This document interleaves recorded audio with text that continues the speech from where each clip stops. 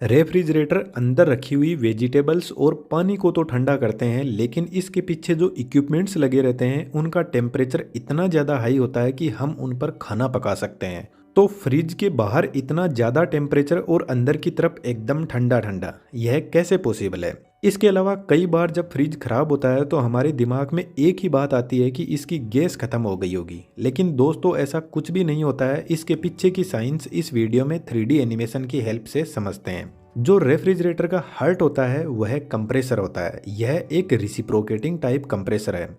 इसके अंदर एक सिंगल फेज इंडक्शन मोटर होती है। जब यह मोटर रोटेट करती है तो इससे जुड़ा हुआ पिस्टन कुछ इस तरीके से मूव करता है और यहाँ पर जो गैस होती है उसको कंप्रेस करके पंप करने का काम करता है।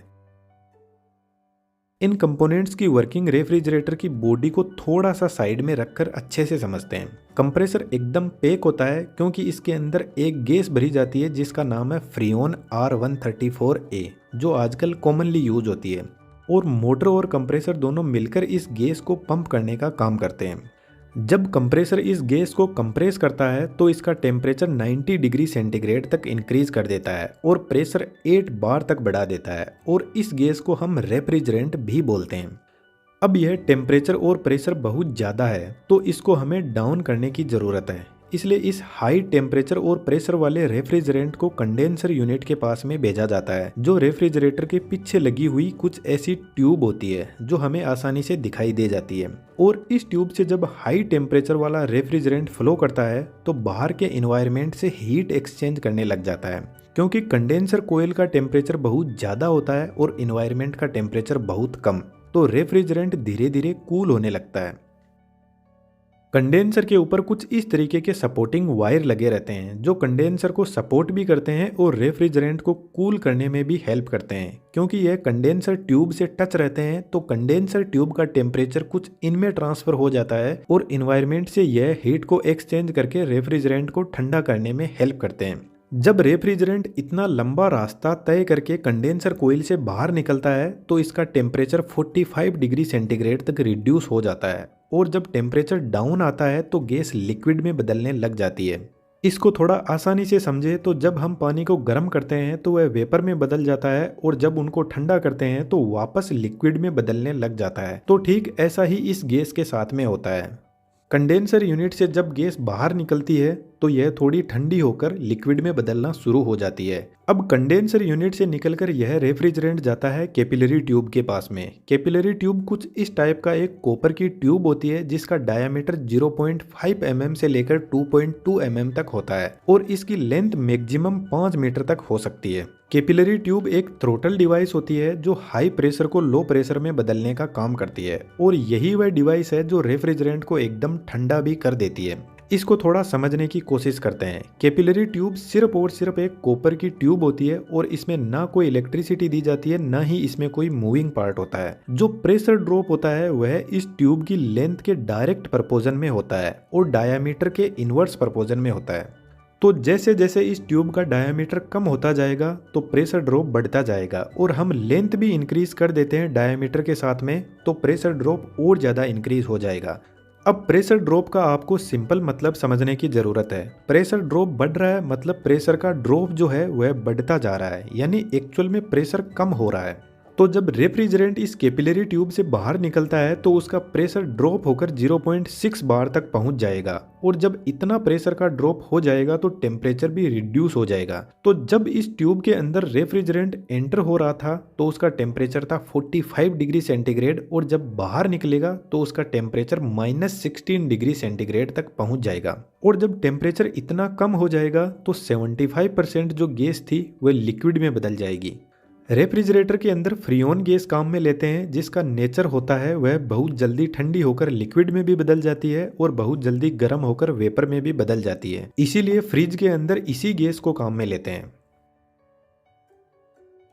दोस्तों आज मैं आपको एक बहुत बेहतरीन चीज दिखाता हूँ। कैपिलरी ट्यूब के आगे लगा रहता है स्ट्रेनर जो एक फिल्टर का काम करता है और रेफ्रिजरेंट को एकदम प्योर फॉर्म में आगे भेजता है ताकि आगे कोई ट्यूब में ब्लॉक ना आ जाए। स्ट्रेनर से निकला हुआ रेफ्रिजरेंट पहुंचता है इवेपोरेटर कोयल के पास में,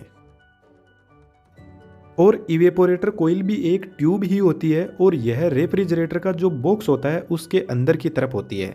सिर्फ यही कोईल है जो रेफ्रिजरेटर की बॉडी में सेट रहती है, बाकी पूरा मैकेनिज्म बाहर ही रहता है।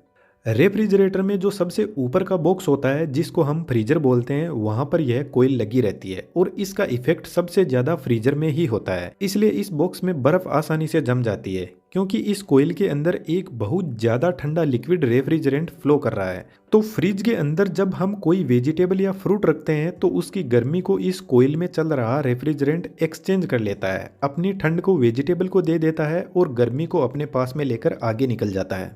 यदि एक गर्म और एक ठंडी बोल पास में रखी हुई है तो गर्म बोल ठंडी बोल को थोड़ा सा गर्म कर देगी और ठंडी वाली बोल गर्म वाली को थोड़ा ठंडा कर देगी। इस तरीके से दोनों अपनी एनर्जी को एक्सचेंज करती रहेगी। तो ठीक ऐसा ही फ्रिज में होता है। जब इवेपोरेटर कोईल फ्रिज में रखे हुए किसी भी वेजिटेबल फ्रूट की गर्मी को एक्सचेंज करती है तो इसके अंदर जो लिक्विड फ्लो हो रहा है वह वापस वेपर में बदलने लग जाता है गर्म होकर, यानी वापस गैस में बदलने लग जाता है। और जब यह गैस इवेपोरेटर कोईल से बाहर निकलती है तो वापस फिर से इसको कंप्रेसर के पास में भेजा जाता है। लेकिन यहाँ पर एक बहुत बड़ी प्रॉब्लम आती है। जब रेफ्रिजरेंट इवेपोरेटर कोईल से बाहर निकलता है तो वह पूरा गैस में नहीं बदल पाता है, क्योंकि कई बार होता है कि फ्रिज में कुछ रखा हुआ ही नहीं है तो रेफ्रिजरेंट किससे हीट को एक्सचेंज करेगा। और जो कंप्रेसर यूनिट होती है उसमें यदि रेफ्रिजरेंट एक भी बूंद लिक्विड फॉर्म में चला गया तो उसमें तो मोटर होती है और मोटर खराब हो जाएगी और फिर पूरा कंप्रेसर बदलना पड़ेगा, क्योंकि इसको खोलकर ठीक नहीं किया जा सकता। इसलिए कंप्रेसर के पास में एक्यूमुलेटर को सेट किया जाता है जो इवेपोरेटर कोईल से आ रहे लिक्विड को पूरी तरीके से गैस में बदल देता है और लिक्विड को अपने पास में रोक लेता है और फिर कंप्रेसर के पास में रेफ्रिजरेंट को सिर्फ और सिर्फ गैस फॉर्म में ही भेजेगा। उसके बाद में फिर से वही प्रोसेस चलती है। तो रेफ्रिजरेटर का जो सिस्टम होता है वह क्लोज लूप में काम करता है। यदि कोई लीकेज हो जाए तो ही रेफ्रिजरेटर की गैस खत्म हो सकती है, अदरवाइज इसकी गैस लाइफ टाइम तक चलती है। लेकिन आप कई बार नोटिस करोगे फ्रिज में कि जो इवेपोरेटर कोईल है उसको बहुत स्ट्रगल करना पड़ता है। आपने गर्मियों में देखा होगा जब हम किसी गिलास में एकदम ठंडा पानी या कोल्ड ड्रिंक डाल देते हैं तो उसके चारों तरफ पानी की बूंदें जम जाती है। तो ठीक ऐसा ही इवेपोरेटर कोईल के साथ में होता है। फ्रिज के अंदर जो भी थोड़े बहुत वाटर वेपर होते हैं, जब कोईल ठंडी होती है तो उसके पास में चिपक जाते हैं और कोईल के चारों तरफ ही बर्फ जम जाती है, जिसकी वजह से इवेपोरेटर कोईल सही से हीट एक्सचेंज नहीं कर पाती है और इवेपोरेटर कोईल लिक्विड को गैस में नहीं बदल पाती है। इसलिए इवेपोरेटर कोईल के चारों तरफ एक हीटर कोईल भी लगी रहती है जो हर 5 से 6 घंटे बाद में ऑन होती है और इवेपोरेटर कोईल के ऊपर कोई बर्फ जमी हुई है तो उसको हटा देती है और यह बर्फ पिघलकर पीछे की तरफ एक कंटेनर में पानी के रूप में कलेक्ट हो जाती है। इवेपोरेटर कोईल सिर्फ फ्रीजर में ही लगी रहती है ऊपर की तरफ, बाकी नीचे बचे हुए फ्रिज में ठंड का इफेक्ट देने के लिए फैन लगे रहते हैं जो पूरे फ्रिज को कूल करते रहते हैं।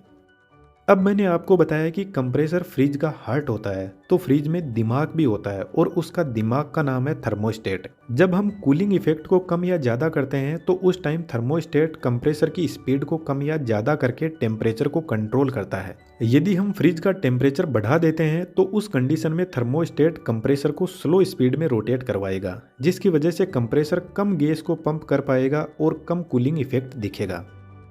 जो डीप फ्रीज होते हैं उनमें कंडेंसिंग कोईल का स्ट्रक्चर बदल दिया जाता है जो कुछ इस टाइप का होता है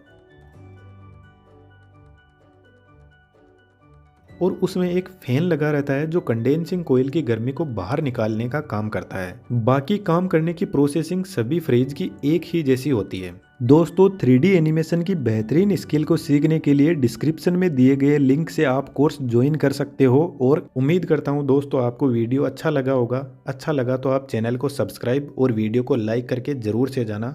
थैंक यू।